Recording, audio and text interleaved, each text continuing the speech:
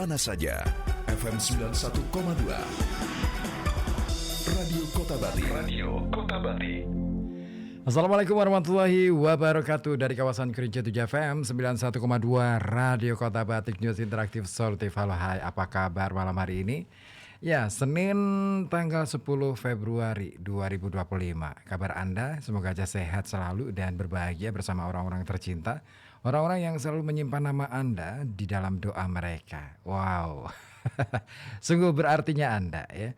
Dan di malam Selasa kali ini seperti biasa, saya Ribut Awandi akan menjadi kawan setia Anda sampai pukul 12 malam nanti dalam perjalanan Halo Kota Batik yang akan dibagi ke dalam beberapa segmen.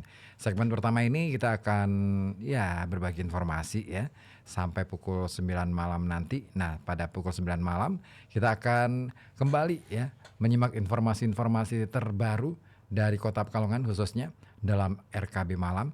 Dan nanti pada pukul 10 kita akan bisa berhahaheher ya di Wedangan.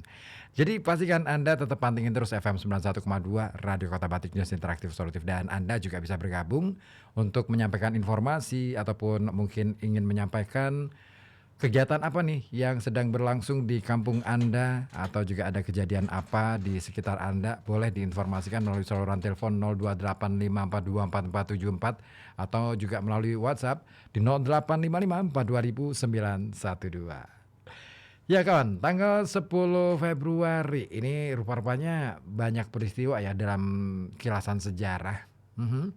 Karena tanggal ini ya, pada tahun 1258 ya, ini ada satu peristiwa luar biasa. Pasukan Mongol menduduki Baghdad dan mereka ini membakar sampai rata dengan tanah serta membunuh 10.000 penduduk sekaligus mengakhiri kekhalifahan Abbasiyah. Wah, itu di abad 13. Wah, berarti berapa ya? 7 abad yang lalu ya, 700 tahun yang lalu atau 800 tahun yang lalu ya. Dan itu sebuah peristiwa yang akhirnya mengubah dunia. Ya, bagaimana tidak? Dulu di era Kekhalifahan Abbasiyah kita tahu bahwa keilmuan ini luar biasa ya berkembang di sana, apalagi ada perpustakaan besar di sana. Nah, perpustakaan ini kemudian dijarah nih ceritanya sama bangsa Mongol ya. Dan di saat itu juga ya perubahan ini mulai terjadi, dan ya inilah yang kemudian memicu terjadinya Renaissance di dunia barat sana. Ya, banyak buku-buku ataupun pustaka-pustaka yang sebenarnya koleksinya itu keren-keren di era Abbasiyah ini, di perpustakaannya itu apa namanya Baitul Hikmah ya kalau tidak salah. Nah, itu para ilmuwan muslim pada waktu itu sedang gemar-gemarnya menerjemahkan, bahkan nggak cuma menerjemahkan, mencoba menginterpretasi beberapa karya-karya klasik dari zaman Yunani terutama. Nah, ada dari Aristoteles, ada dari Plato, Socrates dan lain sebagainya, dipelajari oleh para cendekiawan muslim, cendekiawan Arab dan Persia pada waktu itu. Dan juga ada beberapa di antaranya ada dari Spanyol juga. Nah, di dalam kajian-kajian para cendekia ini banyak kemudian memunculkan ilmu-ilmu baru. Salah satunya misalkan ilmu kedokteran, ilmu bedah ya, yang kemudian diperkenalkan oleh Ibnu Sina. Nah, dalam perjalanan sejarahnya, buku yang dikarang oleh Ibnu Sina ini yang menjadi apa ya istilahnya buku babon, atau istilahnya lagi buku yang diutamakan gitu kan, buku mainstream mengenai ilmu kedokteran. Berkembang sampai kemudian di abad-abad berikutnya. Sayang di tahun itu 1258 tepatnya, tanggal ini ya 10 Februari ya, itu terjadi penjarahan besar-besaran di perpustakaan yang dikelola oleh Kekhalifahan Abbasiyah. Dan 100 tahun berikutnya, sekitar ya 50 tahun lah ya, 1306 ini ada nih peristiwa pembunuhan ya. Nah, di depan altar gereja Greyfriars di Dumfries ini Robert the Bruce ini membunuh John Comyn yang memicu revolusi dalam perang kemerdekaan Skotlandia. Wah, peristiwa ini juga asik juga nih untuk kita ulik. Apa sih perang kemerdekaan Skotlandia ini? Ya, peristiwa ini dipicu pada awalnya ya dari perang yang berlangsung antara kerajaan Inggris dan Skotlandia. Nah, perang ini dimulai setelah Inggris menyerbu Skotlandia pada tahun 1296. Berselang waktu 40 tahun ya dari peristiwa Mongol menyerbu Baghdad, Irak ya. Dan berakhir saat kemerdekaan Skotlandia direstorasi secara de jure dengan ditandatangannya Traktat Edinburgh Northampton pada tahun 1328. Dan kemerdekaan secara de facto-nya diperoleh sejak tahun 1314 setelah Skotlandia memenangkan pertempuran Bannockburn. Nah, dalam perang ini Inggris nih ya berusaha menguasai Skotlandia, sementara Skotlandia ini berusaha mengusir Inggris. Nah, kayaknya peristiwa ini sempat terekam ya atau diabadikan dalam film. Ada yang tahu film apa?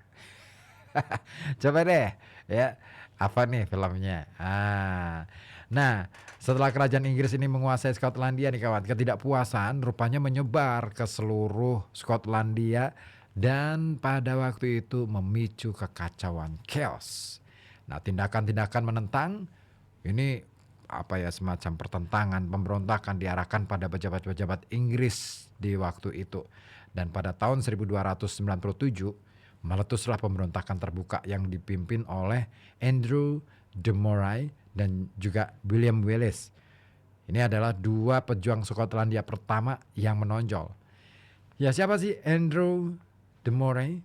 Dia adalah seorang putra tuan tanah di wilayah utara dari Sir Andrew de Moray of Petty. Nah, Andrew dan ayahnya ini ditangkap di jalanan setelah pertempuran Dunbar pada tahun 1296, tepatnya pada bulan April. Nah, Andrew muda awalnya ditahan di Kastil Chester di perbatasan Anglo-Wales, tetapi pada musim dingin sekitar tahun 1296 sampai 1297, dia ini sempat melarikan diri. Ia kembali ke kastil ayahnya di Aforth dan di pesisir utara Morayford ya, dan tempat ia menegakkan panjinya atas nama Raja Skotlandia John Balliol. Nah, Balliol ya. Nah, ia dengan cepat juga mengumpulkan sekelompok orang berjiwa patriot dan menetapkan taktik gerilya, mulai menyerang dan menghancurkan setiap benteng Inggris dari Banff sampai Inverness. Nah, seluruh penduduk provinsi Moray dengan cepat terlibat dalam pemberontakan melawan Raja Edward I, dan tak lama kemudian Andrew de Moray ini mengamankan wilayah Moray dari pihak Inggris sehingga ia bebas mengalihkan perhatiannya ke wilayah utara Skotlandia lainnya. Sementara Wales ini mulai menjadi perhatian pada bulan Mei sekitar tahun 1297 ketika ia membunuh Sir William Hazelrigg, seorang sheriff Inggris di Lanark, dan anggota-anggotanya di Lanark yang kemudian dengan bantuan Sir Richard Lundy, dan saat berita penyerangan Wales ini menyebar di seluruh Skotlandia, orang-orang Skotlandia bersatu dengannya. Pemberontakan itu juga didukung oleh Robert Wishart. Nah, seorang uskup Glasgow ya, yang menginginkan Inggris itu kalah. Ya, restu dari Wishart ini menjadi tanda kehormatan bagi Wales dan kelompoknya. Dan sebelumnya para bangsawan ini menganggap mereka penjahat. Tak lama kemudian bergabunglah mereka dengan Wales. Di antaranya adalah Sir William Douglas dan lainnya. Nah, pada bulan Juni Wales dan Douglas ini merencanakan serangkaian serangan simbolis untuk membebaskan Scone, tempat kedudukan pengadil Skotlandia yang ditunjuk Inggris William Ormsby ya, dan Scone ini adalah tempat yang dianggap suci bagi orang-orang Skotlandia, dan Ormsby ini diberi peringatan akan diserang dalam waktu dekat oleh Wales dan ia dengan cepat melarikan diri. Kayak film banget ya. Iya, karena cerita ini juga sudah pernah difilmkan. Nah, kira-kira ada yang tahu judul filmnya apa? Ayo. Ditunggu deh pokoknya informasi dari Anda. Silakan ya. Yang mau komentar juga boleh di sini di FM 91,2 ya.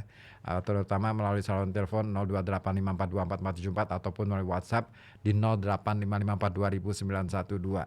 Kita boleh bercerita apa saja, yang ringan-ringan aja deh ya. Yang penting ada informasi, ada pengetahuan yang bisa Anda petik, bisa kita pelajari. Oh ya, kira-kira sudah baca buku belum untuk hari ini? Buku apa nih yang sedang dibaca? Kalau saya memang sedang merampungkan ini nih, buku karya dari Roger